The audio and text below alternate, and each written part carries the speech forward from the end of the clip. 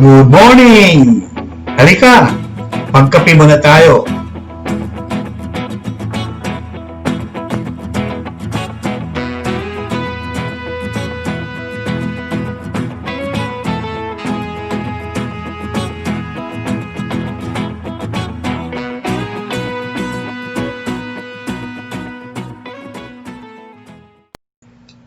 Our text for today is taken from St. Luke chapter 12 verses 49 to 53. It says, I have come to bring fire on the earth, and how I wish it were already kindled. But I have a baptism to undergo, and what constraint I am under until it is accomplished. Do you think that I came to bring peace on earth? No, I tell you, but division. From now on, there will be 5 in one family divided against each other, 3 against 2, and 2 against 3. They will be divided, father against son, and son against father, mother against daughter, and daughter against mother, mother-in-law against daughter-in-law, and daughter-in-law against mother-in-law. Thus far is the reading of the Gospel for today from St. Luke.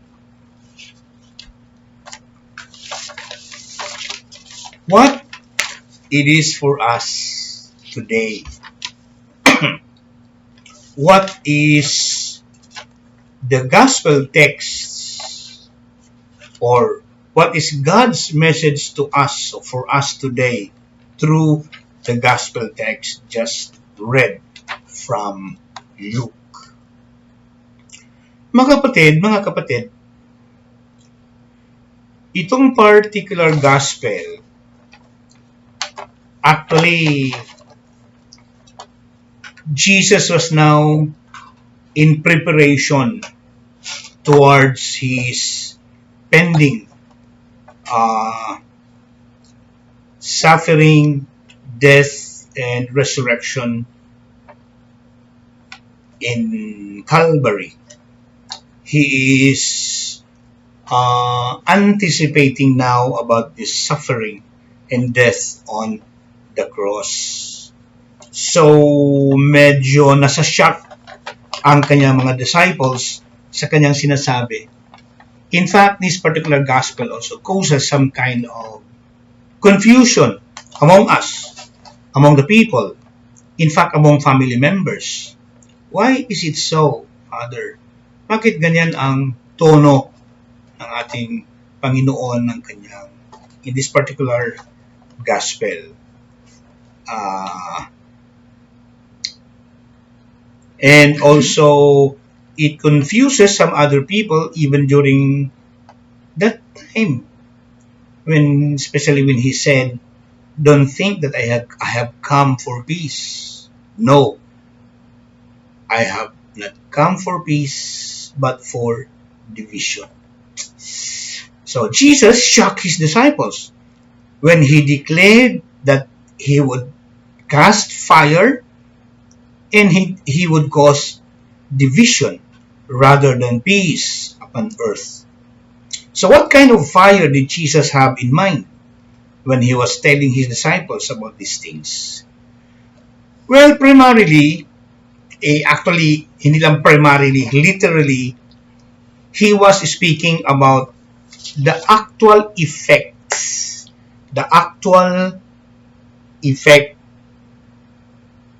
when he preaches his word, it brings with him newness in his message.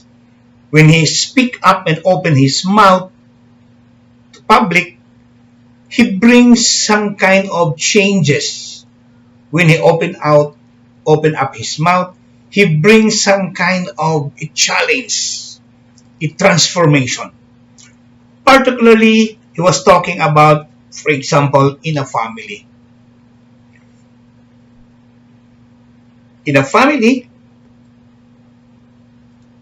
actually, hearing his name and his new teachings parang creates some kind of division actually. Ganito po yun. Division dahil sa Jewish family usually is composed of not just the old people but also young ones. And mostly sa kanyang first experience ng kanyang ministerial life, when he struck or teach something, he struck. Parang si Cupido, parang na-struck na yung puso ng bawat isa. While tinitira niya, struck yung kanyang spear sa mga puso ng nakikinig. Mostly, yung mga matatanda sa isang family are actually cling to their own traditions. Well, they welcome Jesus, but inwardly, meron pa ring tinatawag nating nagkikling sa kanilang old Jewish traditions and practices. For example, love, the commandment of love, bago yun sa mga mindset ng mga Jewish people. And especially yung sinasabi niyang commandment of love, and this is the greatest commandment, being summarized yung kanyang 10 commandments into that greatest commandment of love. This is something new sa kanilang pag-isip. Something different na tamaan sila, pero mostly ang nagkakaroon ng change agad-agad, nagkakaroon ng transformation are the young ones. Sila instantly yung madaling nag-open up into Jesus and into His message, opening their hearts and welcoming Jesus.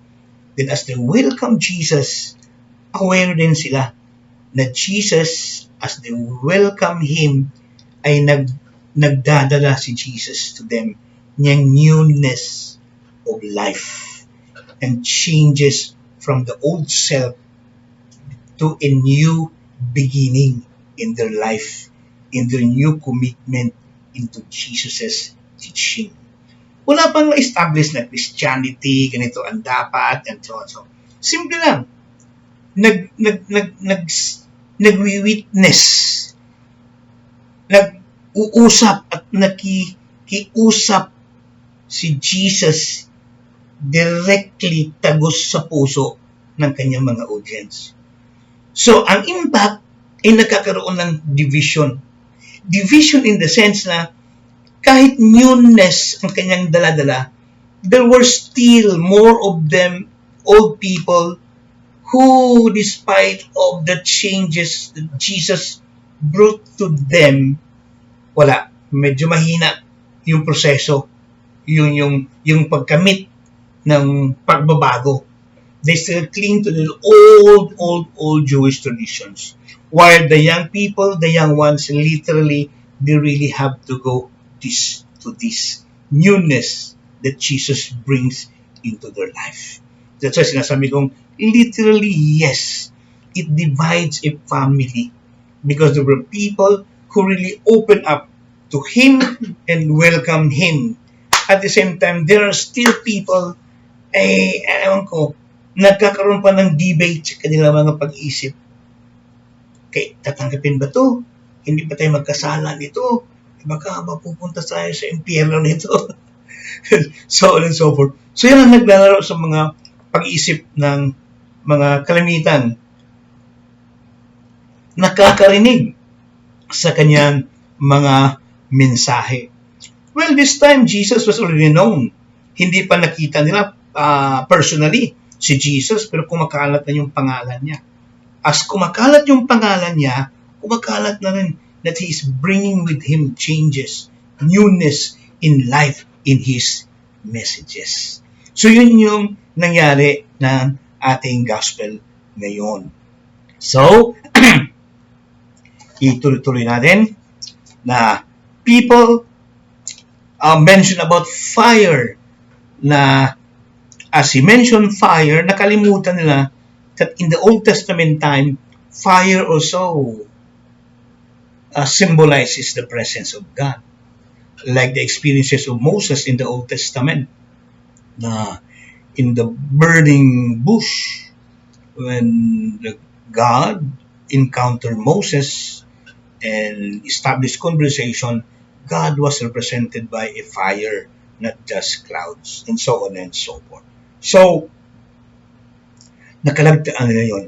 Parang na-struck sila, na-shock sila sa dalawang terms na ginagamit ni Jesus na fire and division instead of peace, and unity.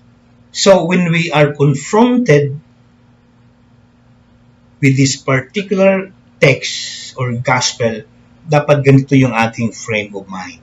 Dapat open yung ating pag-isip na yes, literally, it brings division initially, coming from the reactions of the people who heard Jesus for the first time. But literally, as he go through into the mission of evangelism, into the mission of proclaiming the good news, hinay-hinay, sa Bisaya is hinay-hinay pero kanunay, nagkakaroon ng changes. Slowly but surely, those initially who turned down Jesus, at the end of the day, changes their mind and cling to the good news of salvation. So that's the point in the gospel today. So as we conclude, he came to bring division, and we know what this means starting today. Following Jesus can bring us into confrontation with others, even with our closest and dearest friends, family members, and so on and so forth. So I ask for wisdom and fortitude to know how best to deal with situations when my beliefs lead to differences with those around me. When our beliefs and belief system comes into conflict with other people who has another set of beliefs. So we ask God's enlightenment and guidance from the Holy Spirit on how to go through in our life as disciples of Jesus, and how to go through and point out a sense of balance in our faith life experience. Because as we go through our mission proclaiming the good news, there will always be people who hinders us, questioning us, trying to uh, disturb us in the harmony we wanted to establish as we go into the mission work of our church. And that is also our challenge today. Ministers of the church, ordained or unordained. We really need prayer for our guidance and reflection as we go and spread the good news of God's kingdom. Sabi nga, we are not on our own. Inutusan lang tayo. Dahil inutusan lang tayo, I can promise you that hindi kanya pababayaan. Okay? So mga kapatid, good morning ulit. And don't forget your coffee. And see you tomorrow.